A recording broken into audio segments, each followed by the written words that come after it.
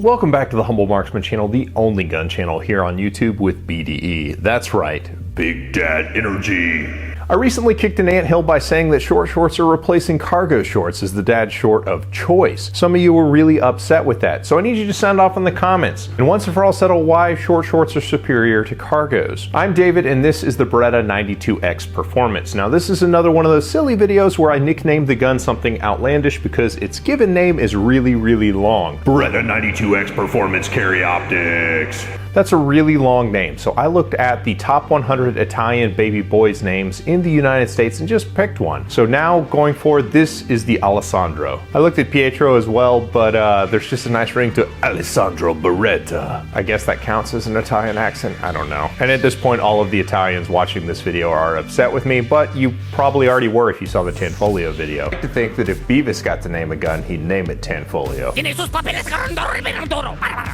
I say that with love in my heart because I do like the Italian guns, the Beretta 92 specifically, as well as the Tanfoglios. They're all great guns, and the 92X is really kind of what a lot of people have been asking for out of the Beretta platform for a long time. I used to compete in carry optics with the Beretta 92 LTT RDO guns, which I called the Rodeo, and if you like this video 3,000 times, then I'll do a comparison between the Alessandro and the Rodeo. That's the 92 LTT and the 92X Performance carry optic. I only ask for the like, guys, because it really helps how the video performs. It really helps me out, doesn't cost you anything, and I really appreciate those of you who do it. Moving on, picking up the Beretta 92X Performance carry optic, you'll immediately notice that the gun is, number one, very heavy, but also exceptionally ergonomic. And part of the reason it is so ergonomic is that the decocker has moved down off the slide onto the frame in the form of a manual safety. So for competitive purposes, this is a double single gun. Since there is no decocker in carry optics division, which this gun is intended for, you will have to manually lower the hammer. So at make ready, you're going to have to put your thumb on the hammer, pull the trigger, and lower it down onto the firing pin. And yes, that is a dumb rule, but I did not make it. The good news is that the shape of the hammer is very easy to lower onto the firing pin. It has traction on the back of it, and just given how the shape is set up, it's very easy to maintain control of. The gun is very heavy, topping the charts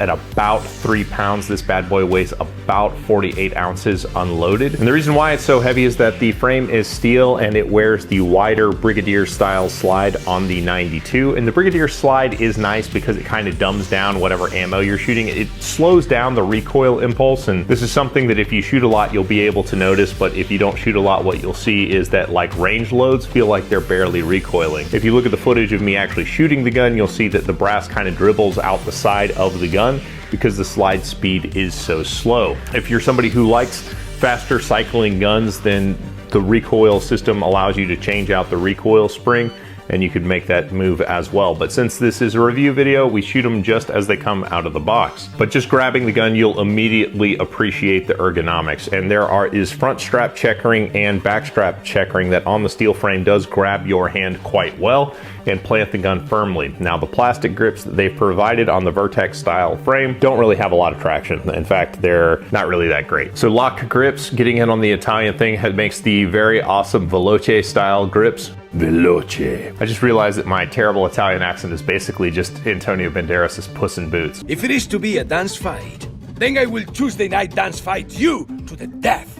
The lock wraparound grips would be what I would go for to compete with because the Vertex style frame puts the fat part of my hand dangerously close to the opening of the mag well. Larger grips that wrap around the back will kind of put your palm a little bit further back and relieve that just a little bit, but also they have superior traction and the palm swell version is really comfortable. And they do provide wraparound grips in the box, but the wraparound grips are kind of too much. They do give it more of a classic 92 style grip feel, but the checkering on the back of the plastic grips was so much that I had to dumb it down with sandpaper, and even still that just wasn't as comfortable as just shooting it without the grip. And I don't really knock this gun for that because all of the competitors to this gun come with mediocre grips. So it's basically like an unwritten rule that if you have a hammer fired gun in competition, you have to get aftermarket grips. The trigger was updated on this model of the gun with the Extreme S trigger, which has kind of a different profile shape, a bit more of a straighter trigger profile than is on the traditional 92, which is more recurve, but it provides serrations on the face of it. It is a broad trigger very comfortable. Now the serrations are likely there because they needed the importation points for the ATF, but I actually really like serrated trigger faces because it makes it feel like I've got better control over the trigger throughout the stroke. And the Extreme S trigger does come with a pretty slicked up, very predictable linear double action stroke, and on this model there's a slight bit of stacking as it builds toward the rear, but it is generally very, very smooth. And that's because the small parts that are associated with the trigger are coated with some kind of black non-stick coating. But the trigger pull on this model, the double action pulls just under about 8 pounds. The single action pulls right at about 4 pounds. So single action is a bit heavy, but double action is extremely usable. The takedown lever is shaped kind of like a thumb rest or a gas pedal, as some people will call them, although it's not from that brand. But it works as a nice index point when you're building a grip to know that your hand is in the right place. So you could use it and put pressure through your thumb onto it if you wanted to, but I just like it as an index point. Moving up to the slide has a very aggressive checkering on the front and the back to manipulate the gun, which is what you want for a competition gun. The sights that it ships with, as far as irons are concerned, is a fiber optic front with a fully adjustable rear sight, and the optic mounting plate means you don't have to remove the rear sight, you just kind of put the plate down onto it. Interesting thing about these Tony system plates is that they need to be fit for your slide. At first I was a little bit upset about it, but as I went through the process of fitting it, I began to understand why. The male-female relationship to how the optic plate mounts into the slide, if it has a true like gumsmith fit, which would be what I am, by having that very tight fit, the plate does not move and recoil natively just with a press fit, so it takes the stress off the fastener securing the plate to the gun, and I would say that's all to the good. But more importantly, Beretta is providing the plates in the box. There's no wait time or anything like that, and it comes with actually 2 plates, which are the universal style, which have the locator pins and screws provided, so you can accommodate basically any style optic. While this mount is not as low as the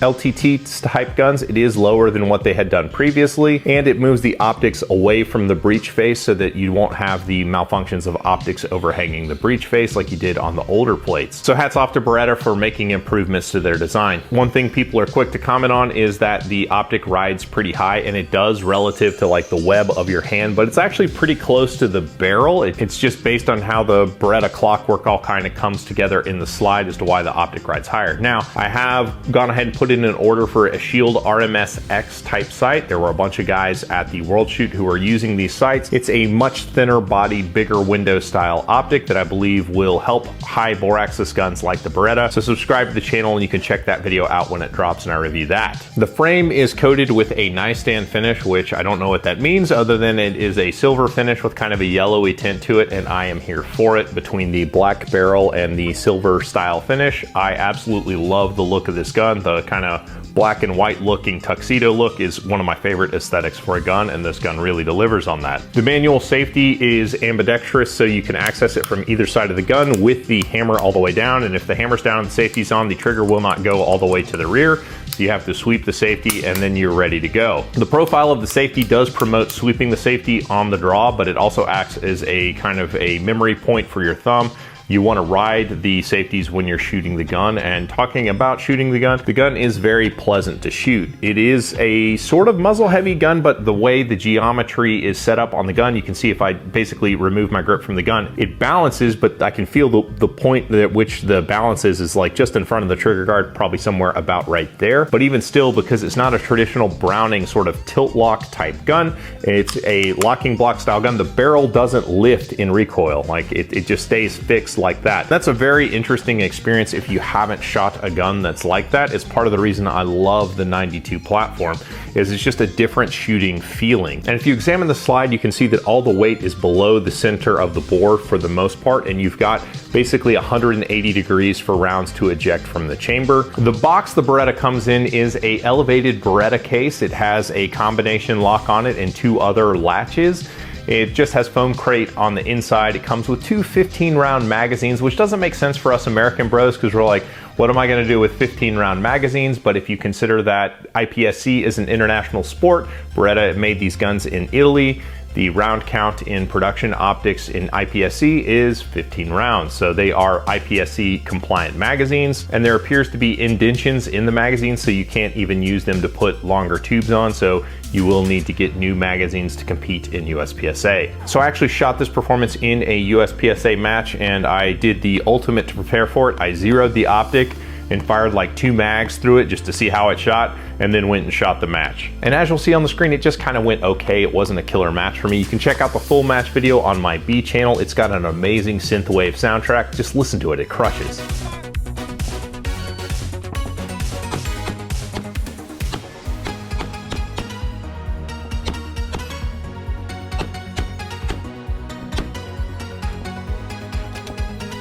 But shooting the gun in the match, it was very easy to kind of be at one with. Point of aim is very natural, and I had no problems finding the dot with the RTS-2 that was on the slide.